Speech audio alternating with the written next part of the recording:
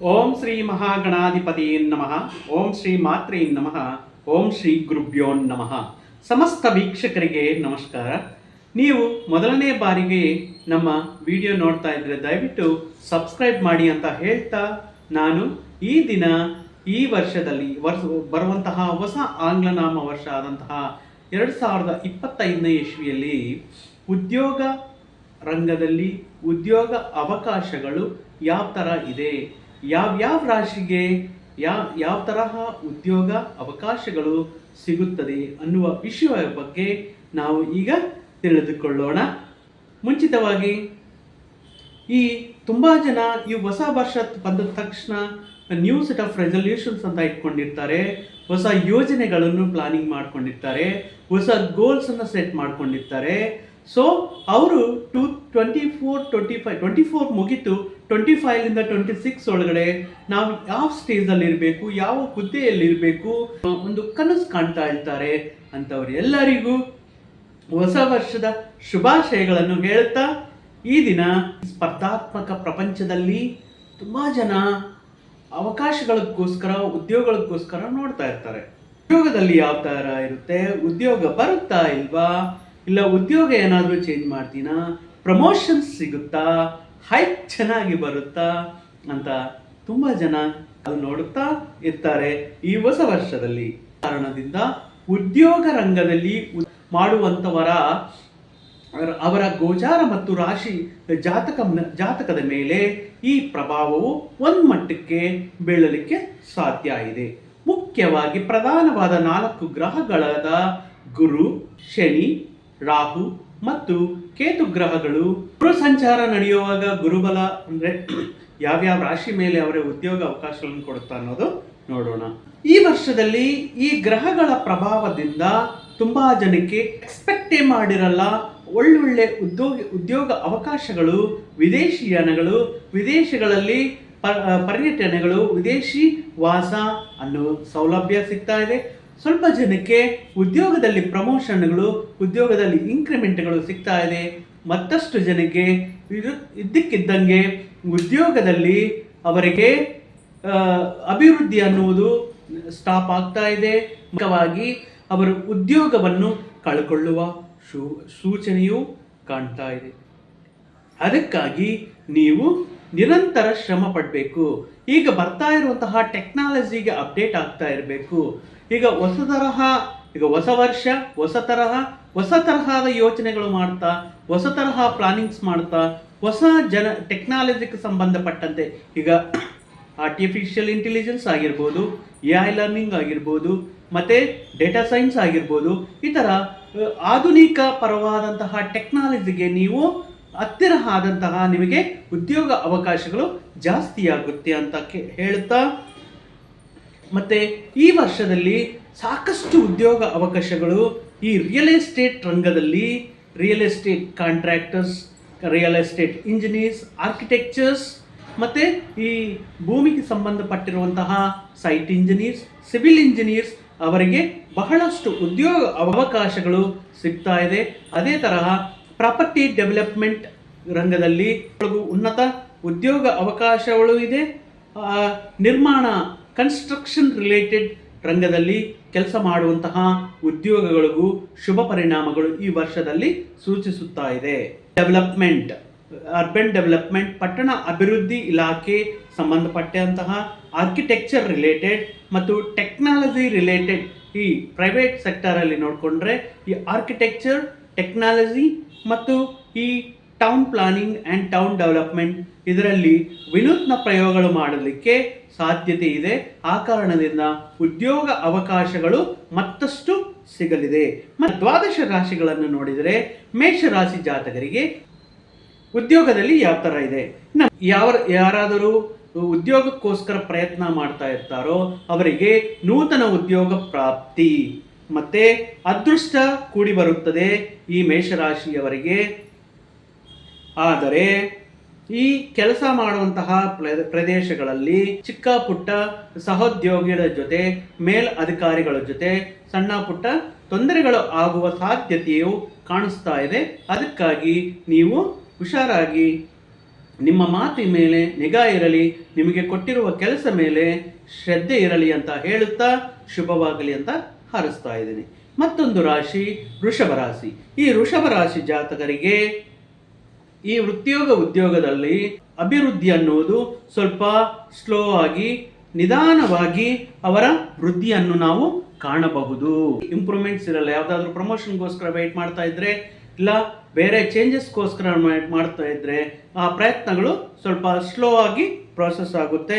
ವೃಷಭ ಜಾತಕದವರಿಗೆ ಹೇಳ್ತಾ ಇದ್ದೀನಿ. ಮಿಥುನ ರಾಶಿಯವರಿಗೆ ಉದ್ಯೋಗ ಭವಿಷ್ಯತ್ ಯಾವ ತರ ಇದೆ? ಈ ವರ್ಷದಲ್ಲಿ ನೀವು telecommunications, mass communications, advertisement related ಈ ರಂಗದಲ್ಲಿ ನೀವು ಉದ್ಯೋಗವನ್ನು ಮಾಡ್ತಾ ಇದ್ರೆ ನಿಮಗೆ ತುಂಬಾ ಅನುಕೂಲ ಮತ್ತು ಅದ್ಭುತ ಅವಕಾಶಗಳನ್ನು ನೀವು ಪಡ್ಕೊಳ್ತೀರಾ.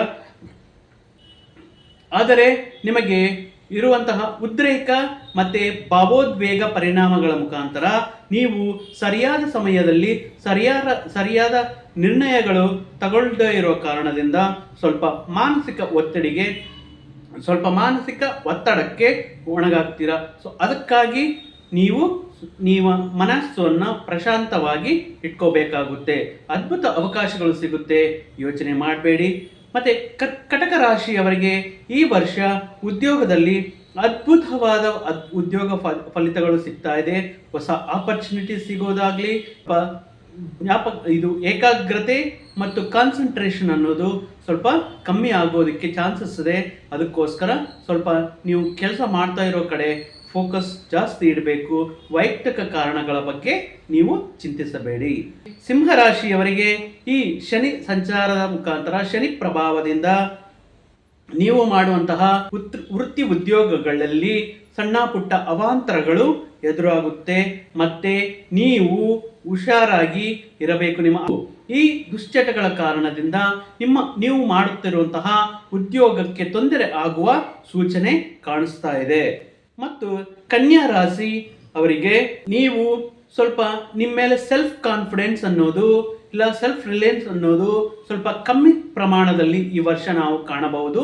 ಸರಿಯಾದ ಸಮಯದಲ್ಲಿ ಸರಿಯಾದ ನಿರ್ಧಾರಗಳು ತಗೊಳ್ಳೋದು ತುಂಬ ಕಷ್ಟ ಆಗುತ್ತೆ. ಪ್ರತಿ ವಿಷಯಕ್ಕೂ ನೀವು ಬೇರೆಯವರ ಮೇಲೆ ಡಿಪೆಂಡ್ ಆಗುವುದರಿಂದ ಬೇರೆಯವರು ನಿಮ್ಮನ್ನು ಯೂಸ್ ಮಾಡಿಕೊಂಡು ಪ್ರತಿ ಬಾರಿ ನಿಮ್ಮನ್ನೇ ಬ್ಲೇಮ್ ಮಾಡೋದು, ನಿಮ್ಮಿಂದಾನೇ ಪ್ರಾಬ್ಲಮ್ ಆಗಿದೆ ಅಂತ ಹೇಳೋದು, ಆ ಕಾರಣಗಳು ಉಂಟಾಗುತ್ತೆ. ಅದಕ್ಕೋಸ್ಕರ ನೀವು ಯಾರನ್ನು ಬ್ಲೈಂಡ್ ಆಗಿ ನಂಬಲಿಕ್ಕೆ ಹೋಗಬೇಡಿ.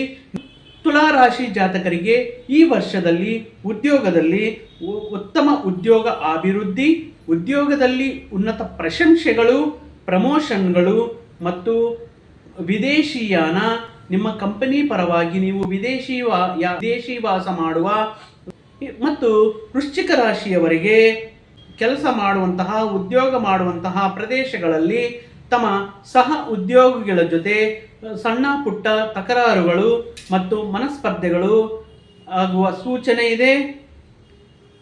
ನೀವು ಸ್ಟಾಕ್ ಮಾರ್ಕೆಟ್ ಮತ್ತು ಶೇರ್ ಮಾರ್ಕೆಟ್ಗಳಲ್ಲಿ ನೀವು ಹಣವನ್ನು ಹೂಡಿಕೆ ಮಾಡಿದರೆ, ಇನ್ವೆಸ್ಟ್ ಮಾಡಿದರೆ ಉತ್ತಮ ಲಾಭಗಳನ್ನು ಪಡೆಯುವ ಅವಕಾಶವಿದೆ. ವೃಶ್ಚಿಕ ರಾಶಿಯವರಿಗೆ ಧನಸ್ಸು ರಾಶಿ ಜಾತಕರು, ಧನಸ್ಸು ರಾಶಿ ಜಾತಕರು ಈ ಹೊಸ ವರ್ಷದಲ್ಲಿ ನಿಮ್ಮ ಉದ್ಯೋಗ ಜೀವನದಲ್ಲಿ, ಉದ್ಯೋಗ ಪ್ರಯಾಣದಲ್ಲಿ ನಿಮ್ಮ ಉನ್ನತಿ ಅಭಿವೃದ್ಧಿ ಸ್ವಲ್ಪ ನಿಧಾನವಾಗಿ ಸಾಗುತ್ತದೆ. ನೀವು ಎಕ್ಸ್ಪೆಕ್ಟ್ ಮಾಡಿದಂತಹ ಫಲಿತಗಳು ಸಿಗುವುದಕ್ಕೆ ನೀವು ತುಂಬ ಶ್ರಮ ಪಡುವ ಅವಶ್ಯಕತೆ ಇದೆ. ಅತ್ಯಾಧುನಿಕ ತಂತ್ರಜ್ಞಾನದ ಬಗ್ಗೆ, ಟೆಕ್ನಾಲಜಿನ ನೀವು ಅಭ್ಯಾಸ ಮಾಡುವುದರಿಂದ ನೀವು ಮತ್ತಷ್ಟು ಉದ್ಯೋಗಗಳನ್ನು, ಅವಕಾಶಗಳನ್ನು ಕಂಪನಿಗಳ ಮುಖಾಂತರ ನೀವು ಪಡೆಯಬಹುದು. ಮಕರ ರಾಶಿ ಜಾತಕರಿಗೆ ಈ ವರ್ಷ ಅದ್ಭುತ ವರ್ಷ ಅಂತಾನೆ ಹೇಳ್ಬೋದು. ಏಕೆಂದರೆ ಈ ವರ್ಷದಲ್ಲಿ ನೀವು ಉದ್ಯೋಗ ಮಾಡುವ ಪ್ರದೇಶದಲ್ಲಿ ನಾಯಕತ್ವ ಧೋರಣಿ, ಅಂದರೆ ಒಂದು ಲೀಡರ್ಶಿಪ್ ಕ್ವಾಲಿಟೀಸ್ನ ನೀವು ಇಂಪ್ರೂವ್ ಮಾಡ್ಕೊಳ್ತೀರಾ. ಆ ಕಾರಣದಿಂದ ನೀವು ಲೀಡರ್ಸ್, ಮ್ಯಾನೇಜರ್ಸ್, ಅಡ್ಮಿನಿಸ್ಟ್ರೇಟರ್ಸ್ ಈ ತರಹ ಅತ್ಯುನ್ನತ ಹುದ್ದೆಯಲ್ಲಿ ಪ್ರಮೋಷನ್ಸ್ ಸಿಗಲಿರುವ ಚಾನ್ಸಸ್ ಇದೆ. ಆ ಕಾರಣದಿಂದ ನಿಮಗೆ ವೇಗವಾಗಿ ಶೀಘ್ರವಾಗಿ ನೀವು ನಿಮ್ಮ ನೈಪುಣ್ಯವನ್ನು ಕಳಿತೀರಾ. ಆದ್ದರಿಂದ ನಿಮ್ಮ ಮೇಲ್ ಅಧಿಕಾರಿಗಳ ಪ್ರಶಂಸೆಯನ್ನು ಪಡಿತೀರಾ. ಆದ್ದರಿಂದ ನಿಮಗೆ ಉತ್ತಮ ಪ್ರಮೋಷನ್ಗಳು ಮತ್ತೆ ಉತ್ತಮ ಹುದ್ದೆಯಲ್ಲಿ ಉದ್ಯೋಗ ಅವಕಾಶಗಳು ನಿಮ್ಮನ್ನು ಹುಡುಕಿ ಬರುತ್ತದೆ. ಮತ್ತೊಂದು ರಾಶಿ ಕುಂಭರಾಶಿ. ಕುಂಭರಾಶಿ ಜಾತಕರಿಗೆ ಈ ವರ್ಷ ನೋಡಿದರೆ ಕುಟುಂಬ ಸಮಸ್ಯೆಗಳು ಹೆಚ್ಚಾಗುವ ಸಾಧ್ಯತೆ ಇದೆ. ಅನಾರೋಗ್ಯ ಸಮಸ್ಯೆಗಳು ಇವರನ್ನು ಕಾಡುವ ಸಮಸ್ಯೆಯೂ ಇದೆ. ಇವರು ಮಾಡುವ ಉದ್ಯೋಗದಲ್ಲಿ ಬಹಳಷ್ಟು ಸಾರಿ ಸಿಕ್ ಲೀವ್, ಎಮರ್ಜೆನ್ಸಿ ಲೀವ್ ಈ ತರ ತಗೊಳ್ಳೋದಿಕ್ಕೆ ಮತ್ತೆ ಕೆಲಸದಲ್ಲಿ ಶ್ರದ್ಧೆ ಏಕಾಗ್ರತೆಯನ್ನ ಕಳ್ಕೊಳ್ಳೋದಿಕ್ಕೆ ಸಾಧ್ಯತೆ ಇದೆ. ಆದ್ದರಿಂದ ನೀವು ಸಮಸ್ಯೆಗಳು ಏನಾದರೂ ಇದ್ದದ್ದರಲ್ಲಿ ನೀವು ಆದಷ್ಟು ಅದನ್ನು ನೀವು ನಿಮ್ಮ ಕೆಲಸ ಪ್ರದೇಶಗಳಲ್ಲಿ ಇಲ್ಲ ನಿಮ್ಮ ಸಹೋದ್ಯೋಗಿಗಳ ಜೊತೆ ಮಾತನಾಡುವಾಗ ಈ ಸಮಸ್ಯೆಗಳ ಬಗ್ಗೆ, ನಿಮ್ಮ ಅನಾರೋಗ್ಯ ಸಮಸ್ಯೆಗಳ ಬಗ್ಗೆ ಆಗಿರಲಿ, ವೈಯಕ್ತಿಕ ಕೌಟುಂಬಿಕ ಸಮಸ್ಯೆ ಬಗ್ಗೆ ಆಗಿರಲಿ, ನೀವು ಚರ್ಚಿಸದೇ ಇರುವುದು ಉತ್ತಮ. ಮತ್ತೊಂದು ಕೊನೆಯ ರಾಶಿಯಾದಂತಹ ಮೀನರಾಶಿ ಜಾತಕರಿಗೆ ಈ ವರ್ಷವು ಸ್ವಲ್ಪ ತಮ್ಮ ಆರೋಗ್ಯದಲ್ಲಿ ಸಣ್ಣ ಪುಟ್ಟ ಏರುಪೇರುಗಳು ಆಗುವ ಸೂಚನೆಗಳು ಇದೆ. ಆದ್ದರಿಂದ ನೀವು ನಿಮ್ಮ ವೃತ್ತಿ ಉದ್ಯೋಗಗಳಲ್ಲಿ ಸ್ವಲ್ಪ ಹಿಂಜರಿಕೆ ಆಗ್ತೀರಾ, ಸ್ಟೆಪ್ ಬ್ಯಾಕ್ ಮಾಡ್ತೀರಾ. ಸೊ ಆದ್ದರಿಂದ ಈ ಫಿನಾನ್ಸ್ ರಾಶಿಯಲ್ಲಿ ಹುಟ್ಟಿದವರಿಗೆ, ಈ ಮೀನರಾಶಿ ಜಾತಕರಿಗೆ ಫಿನಾನ್ಸ್ ಮತ್ತು ಇ ಕಾಮರ್ಸ್ ರಿಲೇಟೆಡ್ ಉದ್ಯೋಗಗಳು, ವ್ಯಾಪಾರ ವಹಿವಾಟು ಮತ್ತು ಆರ್ಥಿಕ ಸಂಸ್ಥೆಗಳಲ್ಲಿ ಬ್ಯಾಂಕ್, ಫಿನಾನ್ಸ್, ಚಿಟ್ ಫಂಡ್ಸ್ ಈ ಥರ ಸ್ಥಳಗಳಲ್ಲಿ ಉದ್ಯೋಗ ಮಾಡುವವರಿಗೆ ಅತ್ಯುತ್ತಮ ಶುಭ ಕಾಲವೆಂದು ಹೇಳಲಿಕ್ಕೆ ಇಷ್ಟಪಡ್ತಾ ಇದ್ದೀನಿ. ಒಟ್ಟಾಗಿ ನೋಡಿದರೆ ಕೆಲವು ರಾಶಿಯವರಿಗೆ ಅತ್ಯುತ್ತಮ ಫಲಿತಗಳು, ಕೆಲವು ರಾಶಿಯವರಿಗೆ ಮಧ್ಯಮ ಫಲಿತಗಳು ಕಾಣಿಸ್ತಾ ಇದೆ. ಏನೂ ಆದರೂ ನೀವು ಮಾಡುವಂತಹ ಕೆಲಸದ ಮೇಲೆ, ಉದ್ಯೋಗದ ಮೇಲೆ ಅತ್ಯಂತ ಶ್ರದ್ಧೆಯಿಂದ ಮತ್ತೆ ನಿರಂತರ ಶಿಕ್ಷಣ ಪಡೆಯುವುದನ್ನು ನೀವು ಮರೆಯಬೇಡಿ. ಅದರ ಜೊತೆಗೆ ನಾನು ಹೇಳುವಂತಹ ಈ ಪರಿಹಾರಗಳು ನಿಮ್ಮ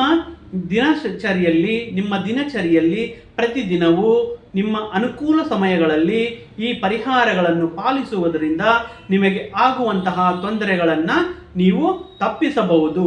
ಹಾಗೆ ಎದ್ದ ತಕ್ಷಣ ಸೂರ್ಯ ನಮಸ್ಕಾರ ಮಾಡುವುದು, ನಿಮ್ಮ ಉದ್ಯೋಗಕ್ಕೆ ತೆರಳುವ ಮುನ್ನ ಸೂರ್ಯನಿಗೆ ಓಂ ಜಪಾ ಕುಸುಮ ಸಂಕಾಶಂ ಕಾಶ್ಯಪೇಯಂ ಮಹಾದ್ಯುತಿಂ ತಮೋರಿಂ ಸರ್ವ ಪಾಪಜ್ಞಂ ಪ್ರಣತೋಸ್ಮಿಂ ದಿವಾಕರಂ ಅಂತ ಸೂರ್ಯ ನಮಸ್ಕಾರವನ್ನು ಮಾಡಿ, ಇಲ್ಲ ಓಂ ನಮೋ ಸೂರ್ಯ ದೇವಾಯ ಅಂತ 108 ಸಾರಿ ಈ ಸೂರ್ಯದೇವನನ್ನ ಪ್ರಾರ್ಥನೆ ಮಾಡಿ ನಿಮಗೆ ಉನ್ನತ ಉದ್ಯೋಗ ಅವಕಾಶಗಳು, ಉದ್ಯೋಗದಲ್ಲಿ ಅನುಕೂಲ ಪರಿಣಾಮಗಳು ನಿಮಗೆ ಎದುರಾಗುತ್ತವೆ. ಮತ್ತೆ ನಿಮ್ಮ ಒತ್ತಡವನ್ನು ತಡೆಯಲು ಮತ್ತೆ ಆರೋಗ್ಯವನ್ನು ಕಾಪಾಡಿಕೊಳ್ಳಲು ಸರಿಯಾದ ಸಮಯದಲ್ಲಿ ನೀವು ವಿತಿನ್ ಟೈಮಲ್ಲಿ ನಿದ್ದೆ ಮಾಡುವುದು ಉತ್ತಮ. ಇಲ್ಲಂದರೆ ನಿಮಗೆ ಈ ತರಹ ಒತ್ತಡ ಮತ್ತೆ ಮಾನಸಿಕ ಪರವಾದ ಅನಾರೋಗ್ಯ ಉಂಟಾಗುವುದಕ್ಕೆ ಅವಕಾಶವಿದೆ. ಅದಕ್ಕೋಸ್ಕರ ನಿಮ್ಮ ಆಹಾರ ಮತ್ತೆ ನೀವು ವಿಶ್ರಾಂತಿ ಪಡೆಯುವಂತಹ ನಿದ್ದೆ ಸರಿಯಾದ ಟೈಮ್ಗೆ ಆಗಿದ್ದರಲ್ಲಿ ನಿಮಗೆ ಉತ್ತಮ ಆರೋಗ್ಯ ಕಾಣಬಹುದು. ಮತ್ತೆ ಯೋಗ, ಮೆಡಿಟೇಷನ್, ಈ ಧ್ಯಾನದಿಂದ, ಜಪದಿಂದ, ಯೋಗ ಮುಖಾಂತರ ನೀವು ನಿಮ್ಮ ಮನಸ್ಸನ್ನು ರಿಲ್ಯಾಕ್ಸೇಷನ್ ಮೋಡಲ್ಲಿ ಮತ್ತೆ ಉತ್ತೇಜಕರವಾಗಿ, ಉಲ್ಲಾಸಪರವಾಗಿ ಇಳಿಸಬಹುದು.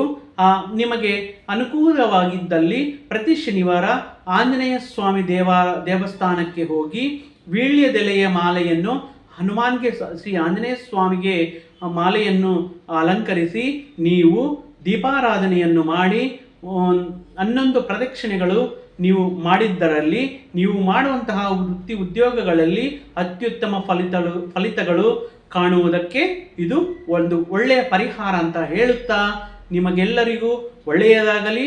ನಿಮ್ಮ ವೃತ್ತಿ ಉದ್ಯೋಗಗಳಲ್ಲಿ ಅತ್ಯುತ್ತಮ ಹುದ್ದೆಗೆ ನೀವು ಆಯ್ಕೆಯಾಗಬೇಕು, ಆದಾಯ ಮಾರ್ಗಗಳು ಬೆಳೆಯಬೇಕು ಅಂತ ಭಾವಿಸುತ್ತಾ ನಾನು ಈ ವಿಡಿಯೋವನ್ನು ಮುಗಿಸ್ತಾ ಇದ್ದೇನೆ. ಮತ್ತೊಂದು ವಿಡಿಯೋ ಜೊತೆಗೆ ಬರ್ತೇನೆ.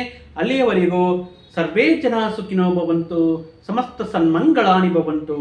ಜೈ ಶ್ರೀರಾಮ್.